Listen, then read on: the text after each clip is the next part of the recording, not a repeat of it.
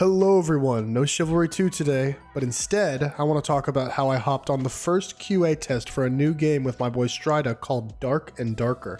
This is an incredibly unique game which shares a lot of similarities with a game we've recently checked out, Expedition Agartha. However, this game is a much larger, more fleshed out experience made from a Korean studio calling themselves Iron Mace. These are my first impressions on the game based on how much I've played so far.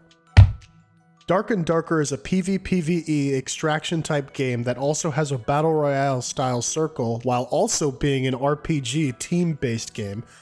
Lots of genres mixing here, and I believe that it all works quite well. But what exactly is the gameplay like? The gameplay is fucking sick. While the actual mechanical interactions between the combat engaging with enemies is nothing special, the abilities, class balancing, and gameplay loop, and much more are all extremely well thought out. Going in with a squad looting and making minute-to-minute decisions on what we should be doing, whether it's tracking down another group of players or fighting a horde of undead skeletons, is just so much fun. I think everything is made extremely well, and there are tons of unique elements like the utilization of lighting to create realistic stealth elements, and so much more. You can create an ambush for another group by baiting them through a series of doors into a pitch black room, only to have your rogue invisible in the corner waiting to strike. So many cool things.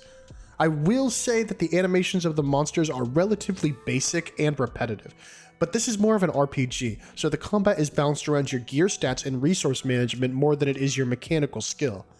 But I should add that your mechanical skill is rewarded. Melee weapons do have real-time tracers like Chivalry 2, and depending on where you strike the body, you can do more damage. Unlike Chivalry, however, each weapon has a unique swing direction and combo, so you can memorize each weapon's patterns to better utilize it to have an easier time fighting it or fighting with it. Overall, this game has the perfect balance of PvP and PvE. I never thought to myself, let's go look for more players, or let's go find some mobs, and that's saying something, because when I played Hunt Showdown, I always felt like fighting too many AI enemies and not enough people, and in Expedition Agartha, I sort of felt the same thing. Here, I feel a wonderful balance was achieved. If I had to find a negative, I would mention how playing as a solo player is significantly less enjoyable than a party. Now, this isn't the classic, it's more fun with friends spiel, but the game is legitimately balanced around a classic D&D setup of having support, tank, DPS group, or a combination that's like random of the three. This issue is somewhat negated by their official Discord, which is intended as a means to find people to party up with, but some people just like to play alone, and they're probably not going to enjoy this game that much. Dark and Darker has a relatively unique combat system, but still simpler than something like Chivalry 2.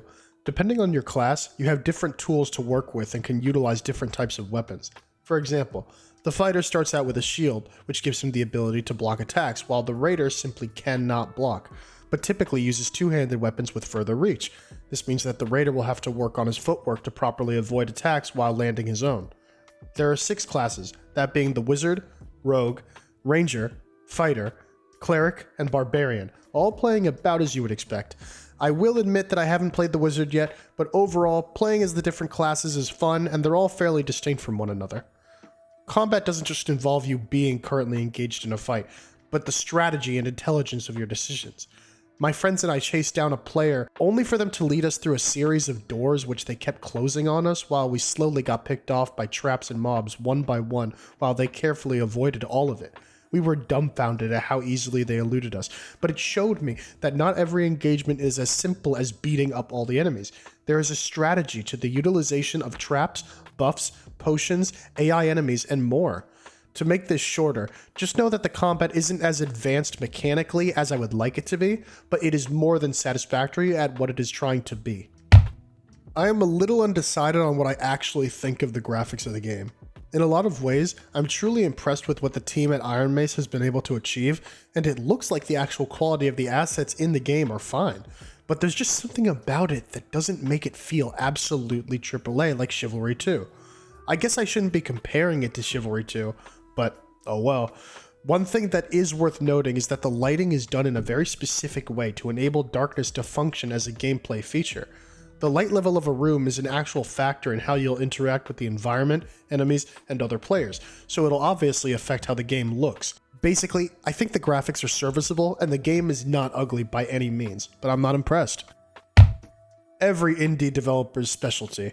On the content side of things, I would say the game is lacking.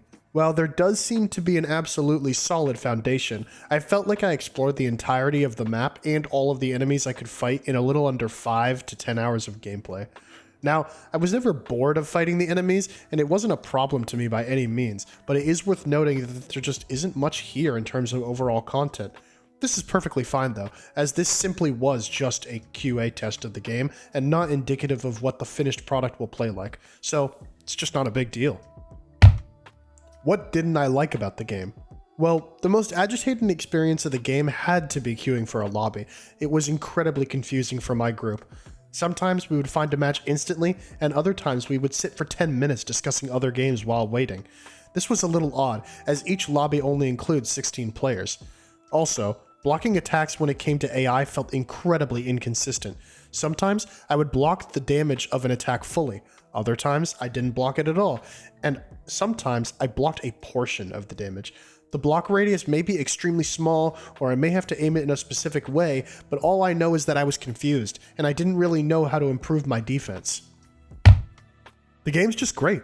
For all the reasons I listed, from a good combat system, decent graphics, unique gameplay loop, and a perfect balance of PvPvE, and a multitude of other things, this game just works.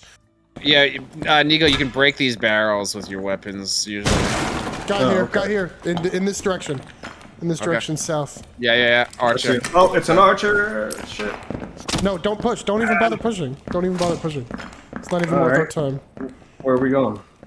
Not fighting the losing battle. How about that? Why did we make this call here? Oh, I'm confused. Me too. It's two archers and we get on them. Okay, you want to push? Fine. Us. Fine, yeah, let's get on. Man, this shield came in handy.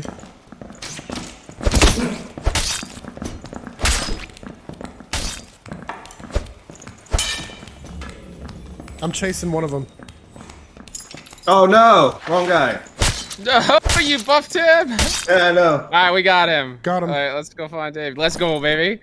See, Angels, do we allow cuck behavior in here? Come on. No, Dave we don't. don't want to kill archers. There's a day. Listen, I hate archers just as much as the next guy. Also, another thing that was really nice that caught my eye was the quality of the artwork in the lobby menus and UI.